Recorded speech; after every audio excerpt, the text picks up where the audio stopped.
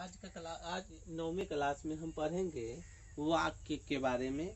तो हम पहले बता चुके हैं वाक्य जो है वो रचना के आधार पे 3 है और अर्थ के आधार पे 8 है। तो देखिए वाक्य वाक्य का वर्गीकरण 2 प्रकार से किया गया है। रचना के आधार पे और इधर है अर्थ के आधार पे। देखिए वाक्य को जो 2 भागों में बांटा गया, एक आधार क्या है रचना, दूसरा आधार अर्थ है। तो पहले जो रचना के आधार पे हम बता चुके हैं सरल वाक्य, मिश्र वाक्य, संयुक्त वाक्य। देखिए वाक्य 3 प्रकार के हैं रचना के आधार पे। कल का जो वीडियो था 8वें वीडियो में हम बताए थे जो वाक्य है रचना के आधार पे 3 प्रकार के, सरल, मिश्र और संयुक्त। आज का हमारा टॉपिक है वाक्य और अर्थ के आधार पे। अर्थ के आधार पे आइए जानते हैं वाक्य कौन कौन 8 है। तो पहला है विधानवाचक। यहाँ देखिए विधानवाचक। देखिए पहला है विधानवाचक, निषेधवाचक,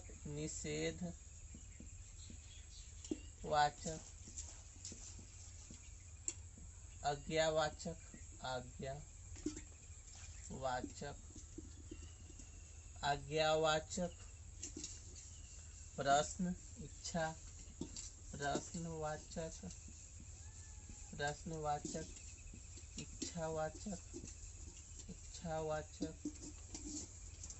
प्रश्नवाचक, इच्छावाचक,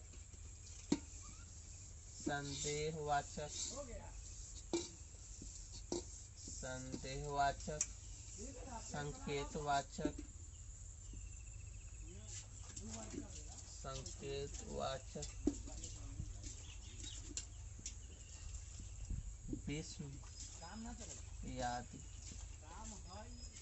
विस्मयादि वाचक। देखिए विस्मयादि वाचक। देखिए तो वाक्य को 2 भागों में वर्गीकृत किया गया। पहला भाग है रचना के आधार पे। तो रचना के आधार पे वाक्य कौन है, सरल वाक्य, मिश्र वाक्य, संयुक्त वाक्य। और वही अर्थ के आधार पर वाक्य कितने प्रकार के हैं, तो विधानवाचक या विधि वाचक वाक्य, निषेध वाचक वाक्य, आज्ञावाचक वाक्य, प्रश्नवाचक वाक्य, इच्छावाचक वाक्य, संदेहवाचक वाक्य, संकेत वाचक वाक्य और विस्मयादि वाचक वाक्य। देखिए जो 8 प्रकार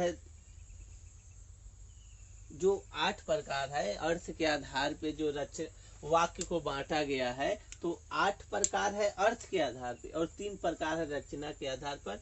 तो हमारा पिछला जो वीडियो था वो रचना के आधार पे वाक्य को 3 भागों में बताया गया है। अब आइए जानते हैं अर्थ के आधार पे जो वाक्य को 8 भागों में बांटा गया है उसके बारे में हम जानते हैं।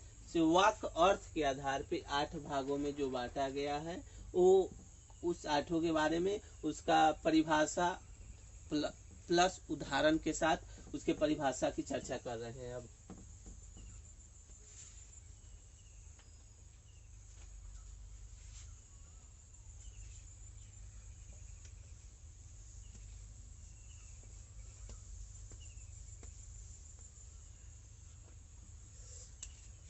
देखिए पहला वाक्य है विधानवाचक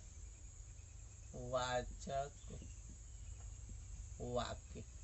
पहला जो हमारा वाक्य है विधानवाचक वाक्य। तो विधानवाचक वाक्य किसे कहते हैं आइए समझते हैं। तो जिस वाक्य में कार्य अर्थात काम करने या होने का बोध हो। देखिए तो ये जो है विधानवाचक वाक्य किसे कहेंगे? तो विधानवाचक वाक्य जिस वाक्य में कार्य करने या होने का बोध होगा उसे हम विधानवाचक वाक्य कहेंगे। देखिए विधानवाचक वाक्य किसे कहेंगे? विधानवाचक वाक्य को ही विधिवाचक वाक्य कहा गया है। तो विधानवाचक वाक्य किसे कहेंगे? तो जिस वाक्य में कार्य करने या होने का बोध हो उसे हम कहेंगे उसे विधानवाचक वाक्य, उसे विधानवाचक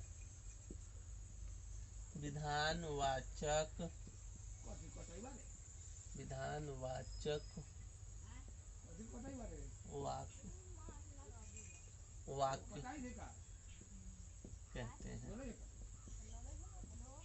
देखिए विधानवाचक क्या होगा? तो वाक्य में पता चलेगा काम हो रहा है या काम होने जा रहा है, तो कार्य करने या होने का बोध हो जाएगा जिस वाक्य में, उस वाक्य को बोलेंगे विधानवाचक वाक्य। तो स्पष्ट हो गया विधानवाचक वाक्य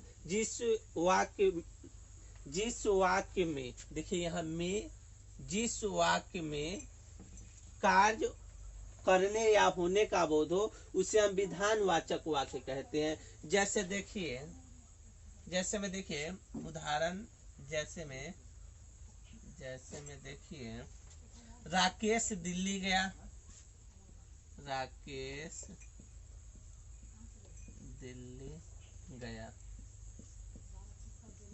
दिल्ली गया,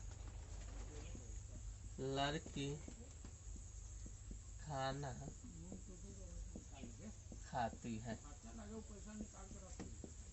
देखिए विधानवाचकों में कार्य क्या हो रहा है, तो इसमें देखिए क्या हो गया है, तो दिल्ली गया है, इसमें कार्य जो है वो दिल्ली गया है। दूसरा जो है इसमें लड़की खाना खाती है, तो क्या कार्य हो रहा है, तो खाना खाने का कार्य लड़की कर रही है।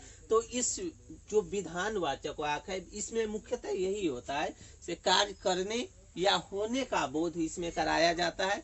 विधानवाचक जो वाक्य होगा इसमें आपको पता चलेगा कार्य हो रहा है या हो गया है, कार्य करने या होने का बोध होगा, जिससे कार्य करने के बारे में बताया जाएगा या कार्य होने के बारे में बताया जाएगा। तो जैसे उदाहरण के द्वारा समझिए, राकेश दिल्ली गया, तो ये जो वाक्य राकेश दिल्ली गया, तो क्या कार्य हो रहा है, तो दिल्ली गया है। दूसरा लड़की खाना खाती है, तो इसमें किस चीज का बोध हो रहा है, तो इसका कार्य क्या है, तो खाना खाने का काम लड़की कर रही है। आइए अब दूसरा समझते हैं। दूसरा जो हमारा ये है निषेधवाचक वाक्य। देखिए दूसरा जो वाक्य है निषेधवाचक वाक्य। देखिए जिस वाक्य में कार्य न होने का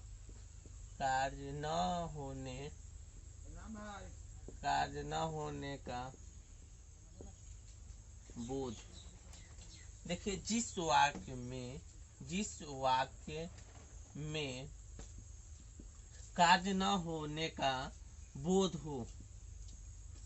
कार्य न होने का बोध हो, उसे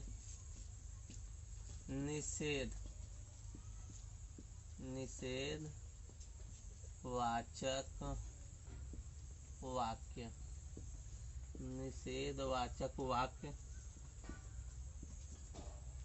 कहते हैं। देखिए निषेध का मतलब होता है नहीं, तो नहीं, देखिए जिस वाक्य में कार्य के न होने का बोध होगा उस वाक्य को हम कहेंगे निषेधवाचक वाक्य। निषेधवाचक वाक्य में कार्य न होने का बोध कराया जा रहा है, इससे निषेधवाचक वाक्य में आपको ज्ञान होगा से इसमें कार्य नहीं किया जा रहा है। तो देखिए पहला उदाहरण इसमें देखिए, वह कार्यालय नहीं गया, सीता खाना नहीं खाई। देखिए निषेधवाचक वाक्य इसको कहेंगे, तो जिस वाक्य में कार्य के न होने का बोध हो उसे हम वाचक वाक्य कहेंगे। निषेध वाचक वाक्य में कार्य के न होने का बोध किया जाता है। जैसे देखिए वह कार्यालय नहीं गया, तो इसमें स्पष्ट हो रहा है से कार्य नहीं हो रहा है, कोई भी कार्य नहीं किया जा रहा है, मतलब वो कार्यालय नहीं गया है, जहाँ का है त्यों है, इसमें कोई कार्य नहीं किया जा रहा है। तो दूसरा देखिए सीता खाना नहीं खाई, मतलब इसमें भी कोई कार्य, वाक्य में कार्य नहीं हो रहा है। तो जब वाक्य में कार्य न होने का बोध हो तो स्पष्ट समझ जाइएगा निषेध वाचक वाक्य है। अब आइए तीसरे वाक्य के बारे में जानते हैं।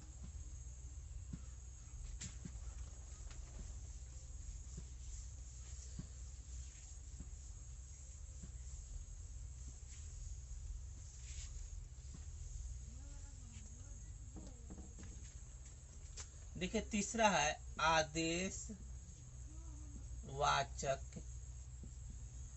वाक्य। आदेश वाचक वाक्य, तो इसमें देखिए जिस वाक्य में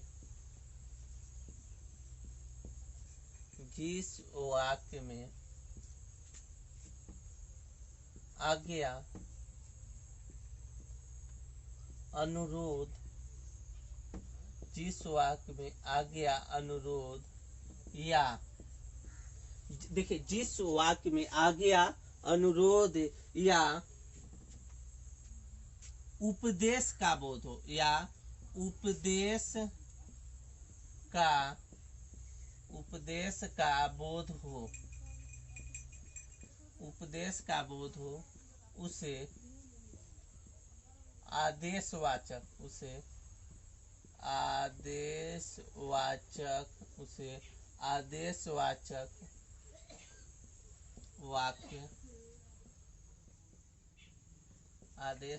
वाक्य कहते हैं। देखिए आदेशवाचक वाक्य में क्या होगा, तो जिस वाक्य में आज्ञा का बोध होगा, अनुरोध का बोध होगा, उपदेश का बोध होगा, तो देखिए आप यही से स्पष्ट हो जाएगा आदेशवाचक वाक्य। तो इसमें मुख्यतः आदेश का बोध किया जाएगा, आदेश दिया जाएगा या अनुरोध किया जाएगा या उपदेश दिया जाएगा। तो हम आदेशवाचक वाक्य किसे कहेंगे, तो जिस वाक्य में आज्ञा अनुरोध उपदेश का बोध हो उसे हम आदेशवाचक वाक्य कहेंगे। जैसे देखिए कृपया बैठ जाइए, जैसे देखिए कृपया बैठ जाइए। दूसरा दरवाजा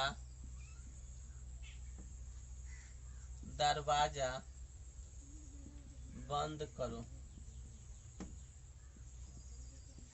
देखिए आदेशवाचक वाक्य किसको कहेंगे, तो जिस वाक्य में आज्ञा अनुरोध या उपदेश का बोध हो, अर्थात जिस वाक्य में आदेश दिया जाता है उसे आदेशवाचक वाक्य कहते हैं। देखिए आदेश का आज्ञा का अनुरोध, आज्ञा किया जाए, अनुरोध किया जाए या उपदेश दिया जाए, तो जो जिस वाक्य में आपको आदेश का बोध होगा, आज्ञा का बोध होगा, उपदेश का बोध होगा, उस वाक्य को हम आदेशवाचक वाक्य कहेंगे। जैसे देखिए कृपया बैठ जाइए, तो इस वाक्य में अनुरोध किया जा रहा है, इस वाक्य में आपको देखिए अनुरोध किया जा रहा है, कृपया बैठ जाइए, इस वाक्य में अनुरोध किया जा रहा है। तो दूसरे वाक्य में देखिए दरवाजा बंद करो, तो इस वाक्य में आज्ञा दिया जा रहा है, इस वाक्य में आदेश दिया जा रहा है या आज्ञा दिया जा रहा है। देखिए आदेशवाचक वाक्य में मुख्यतः यही होगा, से आज्ञा दिया जाएगा, अनुरोध किया जाएगा या उपदेश दिया जाएगा। तो जिस वाक्य में आज्ञा दिया जाएगा, आदेश दिया जाएगा, उपदेश दिया जाएगा, उस वाक्य को हम कहेंगे आदेशवाचक वाक्य। जैसे कृपया बैठ जाइए, इस वाक्य में अनुरोध किया जा रहा है से आप बैठ जाइए। देखिए दूसरे वाक्य में दरवाजा बंद करो, तो दरवाजा बंद करो का मतलब क्या होगा, सामने वाले को आदेश दिया जा रहा है, आज्ञा दिया जा रहा है, आप जाकर दरवाजा को बंद कर दीजिए। अब देखिए चौथे वीडियो में चौथा जो प्रकार है आदेश वाक्य का, वो देखिए क्या कौन सा प्रकार है, तो प्रश्नवाचक है। देखिए प्रश्नवाचक वाक्य, प्रश्नवाचक वाक्य किसे कहेंगे? तो देखिए, जिस वाक्य में प्रश्न का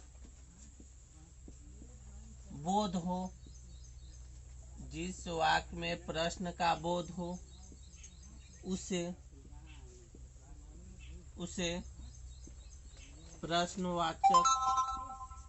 प्रश्नवाचक वाक्य कहते हैं।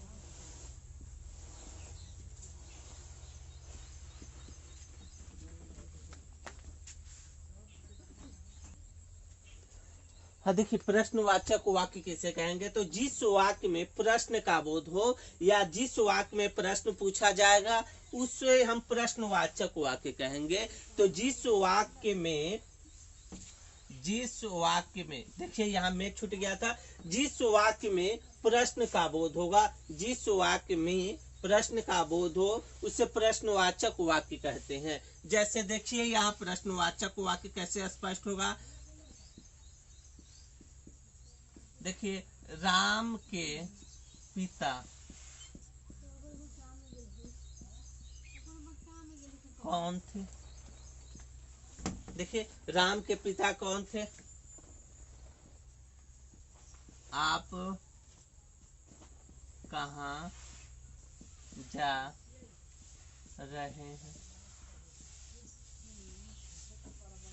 देखिए, यहाँ तो प्रश्नवाचक वाक्य किसे कहेंगे? तो जिस वाक्य में प्रश्न का बोध होगा, जिस वाक्य में प्रश्न का बोध होगा उस वाक्य को प्रश्नवाचक वाक्य कहेंगे। या ऐसे भी कह सकते हैं, प्रश्नवाचक का नाम से यह स्पष्ट हो रहा है, से प्रश्न पूछा जाएगा। जिस वाक्य में प्रश्न पूछने का बोध हो या प्रश्न पूछने का ज्ञान आपको पता चल जाए, से इस वाक्य में प्रश्न पूछा जा रहा है, तो उसको हम कहेंगे प्रश्नवाचक वाक्य। जैसे देखिए, प्रश्नवाचक वाक्य में जिस वाक्य में प्रश्न का बोध हो उससे प्रश्नवाचक वाक्य कहते हैं। तो देखिए, राम के पिता कौन थे? तो इसमें आपसे सवाल किया जा रहा है, श्री राम के पिता कौन थे? इसमें प्रश्न पूछा जा रहा है, श्री राम के पिता कौन थे? जब प्रश्न का बोध होगा जिस वाक्य में, उस वाक्य को प्रश्नवाचक वाक्य कहेंगे। और देखिए, यही प्रश्नवाचक वाक्य का चिन्ह होता है, क्वेश्चन मार्क। दूसरा है, आप कहाँ जा रहे हैं? तो इस वाक्य में भी पूछा जा रहा है कि आप कहाँ जा रहे हैं, यही प्रश्नवाचक का बोध करा रहा है। प्रश्नवाचक का बोध यही करा रहा है। कौन से देखिए, राम के पिता कौन है? तो ये जो कौन शब्द है, राम के पिता कौन है, तो यही प्रश्नवाचक, इसमें प्रश्न किया जा रहा है, राम के पिता कौन है। दूसरा है, आप कहाँ जा रहे हैं? तो इसमें भी प्रश्न किया जा रहा है। और प्रश्नवाचक का बोधक कहाँ से हो रहा है? कहाँ जो है, यही बोध करा रहा है प्रश्न का। और दूसरा देखिए, इसमें कौन, यही प्रश्न का बोध करा रहा है। तो प्रश्न का बोध जिस वाक्य से होगा उसको प्रश्नवाचक वाक्य कहेंगे। अब आइए जानते हैं पांचवें वाक्य के बारे में।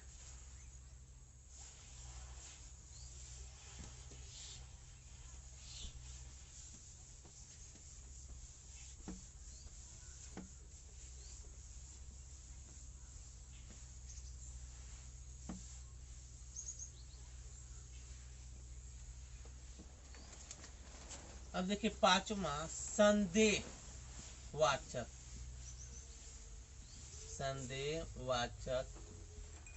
वाक्य। संदेहवाचक वाक्य। देखिए, जिस वाक्य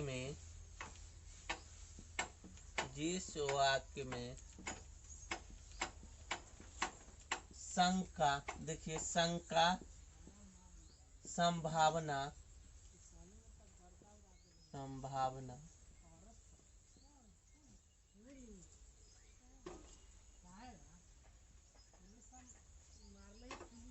शंका, संभावना, या देखिए, जिस वाक्य में शंका, संभावना, या जिस वाक्य में शंका, संभावना, या देखिए, जिस वाक्य में शंका, संभावना या संदेह का बोध हो, संदेह का बोध हो,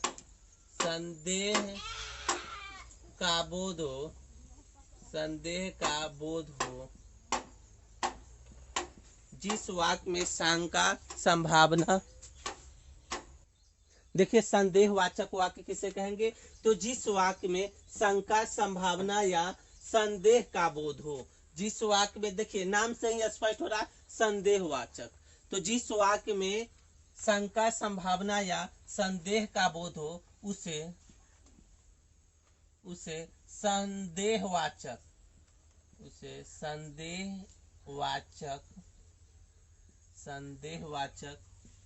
वाक्य कहते हैं।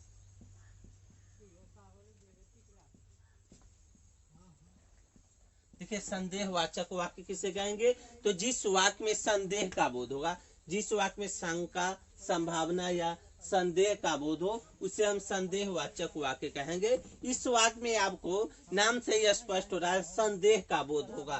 तो जैसे देखिए वह दिल्ली चला गया, देखिए जैसे वह दिल्ली चला गया, वह दिल्ली चला गया,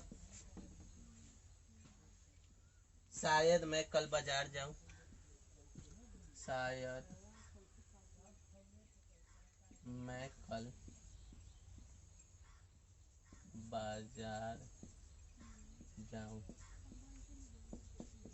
देखिए संदेहवाचक वाक्य में क्या होगा, शंका संभावना या संदेह का बोध होगा जिस वाक्य में, उसे हम कहेंगे संदेहवाचक वाक्य। संदेहवाचक वाक्य में देखिए क्या होगा, शंका संभावना या संदेह का बोध होगा। तो ये जो वाक्य है वह दिल्ली चला गया, इस वाक्य में मुख्यतः संभावना व्यक्त किया जा रहा है दिल्ली जाने के बारे में। दूसरा वाक्य है शायद, शायद भी इस संदेहवाचक वाक्य है, इसमें भी एक तरह की संभावना व्यक्त किया जा रहा है से वह दिल्ली जा रहा है। अब देखिए छठा जो हमारा वाक्य है उसको कहेंगे इच्छावाचक वाक्य। इच्छावाचक वाक्य, इच्छावाचक वाक्य देखिए जिस वाक्य में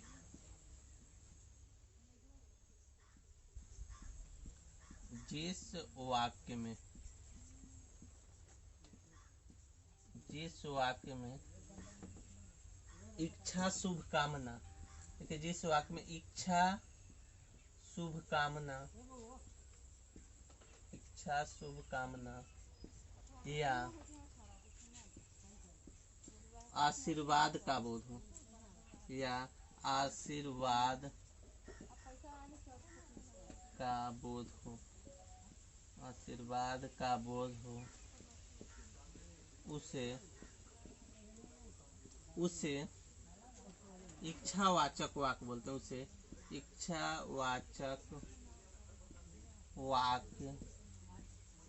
इच्छावाचक वाक्य कहते हैं, इच्छावाचक वाक्य कहते हैं। जैसे देखिए इच्छावाचक, तुम्हारा काम सफल हो, जैसे तुम्हारा काम सफल हो, जैसे देखिए तुम्हारा काम सफल हो, भगवान आपको दीर्घायु प्रदान करे। देखिए भगवान आपको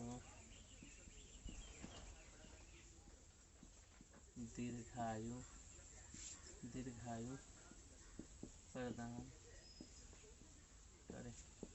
देखिए इच्छावाचक वाक्य में क्या होगा, तो जिस वाक्य में इच्छा का बोध हो, संभावना का बोध हो या आशीर्वाद का बोध हो उसको हम क्या कहेंगे, इच्छावाचक वाक्य। इच्छावाचक वाक्य में शुभकामना, आशीर्वाद या इच्छा का बोध होता है। जैसे देखिए तुम्हारा काम सफल हो, तो इस वाक्य में क्या किया जा रहा है, से शुभकामना दिया जा रहा है, से आप जो काम कर रहे हैं वो काम सफल हो जाए। तो इच्छावाचक वाक्य में मुख्यतः यही होता है, इसमें शुभकामना, इच्छा या आशीर्वाद का बोध होता है। जैसे तुम्हारा काम सफल हो, इस वाक्य में शुभकामना दिया जा रहा है व्यक्ति को, जो आप काम करना चाह रहे हैं वो काम पूरी तरह से सफल हो जाए, सक्सेस हो जाए। अब दूसरा है भगवान आपको दीर्घायु प्रदान करे, तो इस वाक्य में आशीर्वाद दिया जा रहा है से भगवान आपको लंबी उम्र दे, आपको दीर्घायु मतलब आप बहुत समय तक जीवित रहे, बहुत दिन जिंदा रहे, तो इसमें आशीर्वाद दिया जा रहा है, ऐसे भगवान आपको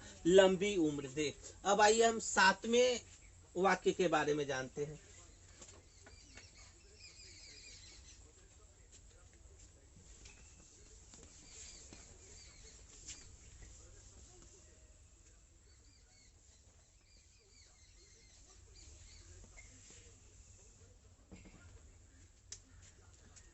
सातवां हमारा वाक्य है संकेतवाचक वाक्य।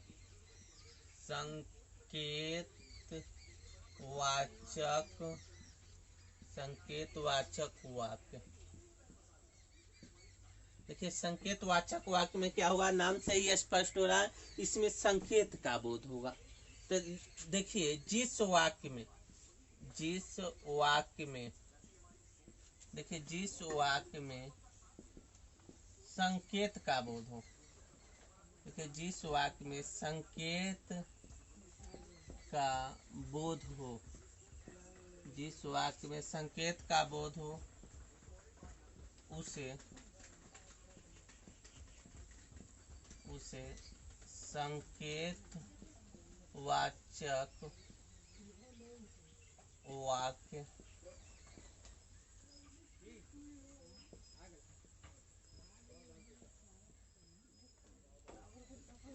संकेतवाचक वाक्य कहते हैं। जैसे देखिए यह राम की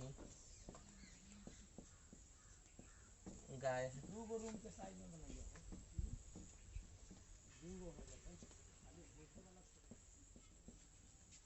उसके बाद देखिए मेरा घर उधर है। देखिए संकेतवाचक वाक्य से कहेंगे, तो जिस वाक्य में संकेत का बोध हो उसे संकेतवाचक कहेंगे। संकेत का मतलब होता है जिस वाक्य में इशारे के द्वारा किसी वस्तु का ज्ञान कराया जाए तो उसे हम संकेतवाचक वाक्य कहेंगे। संकेत का मतलब होगा इशारे से समझाया जाएगा।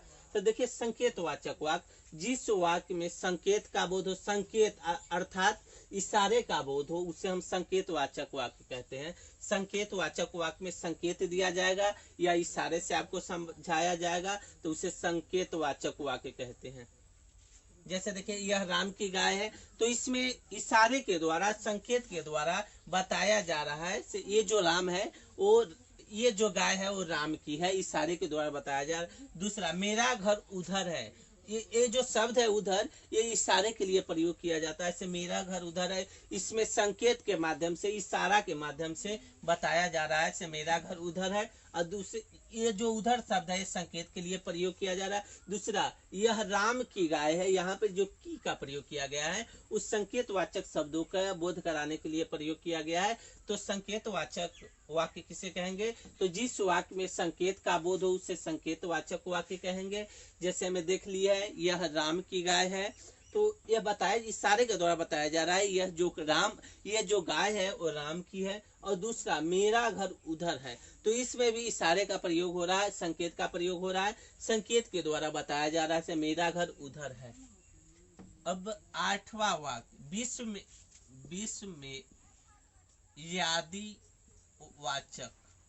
विस्मयादि वाचक वाक्य।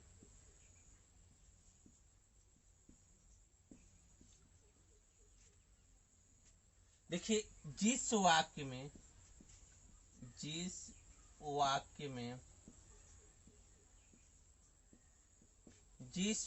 में हर्ष,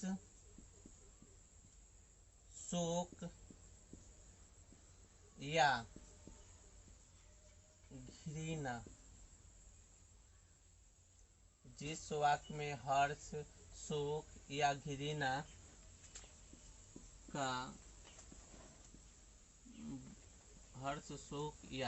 घृणा का देखिए जिस वाक्य में हर्ष, शोक या घृणा का बोध हो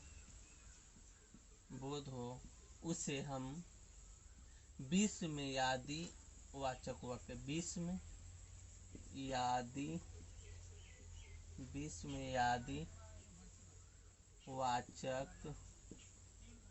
विस्मयादि वाचक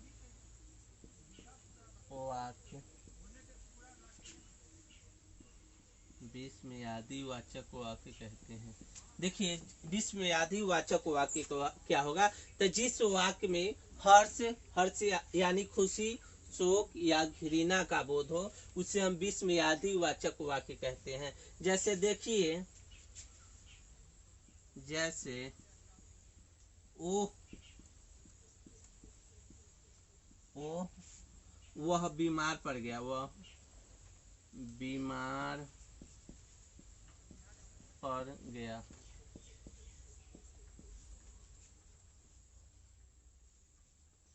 वह हम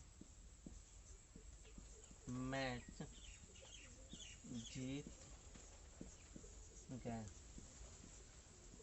देखिए ये जो दोनों जो शब्द है, ये एक तो है से ये शोक का प्रतीत है, दूसरा ये हर्ष का प्रतीत है। तो देखिए विस्मयादि वाचक वाक्य किसे कहेंगे, तो जिस वाक्य में खुशी का बोध होगा, हर्ष यानी खुशी का बोध होगा। देखिए जिस वाक्य में हर्ष यानी खुशी का बोध होगा, शोक का बोध होगा या घृणा का बोध होगा उसे हम विस्मयादि वाचक वाक्य कहेंगे। जैसे देखिए वह बीमार पड़ गया, इस वाक्य में शोक का बोध किया जा रहा है, सो वह व्यक्ति बीमार पड़ गया है। और दूसरा जो है विस्मयादि बोधक वाक्य जो वाक्य होता है, इसमें वह हम मैं जीत गया, इसमें खुशी का बोध कराया जा रहा है। तो विस्मयादि बोधक वाक्य वैसे वाक्य होते हैं जिसमें हर्ष, शोक या घृणा का बोध हो, उसे विस्मयादि बोधक वाक्य कहते हैं।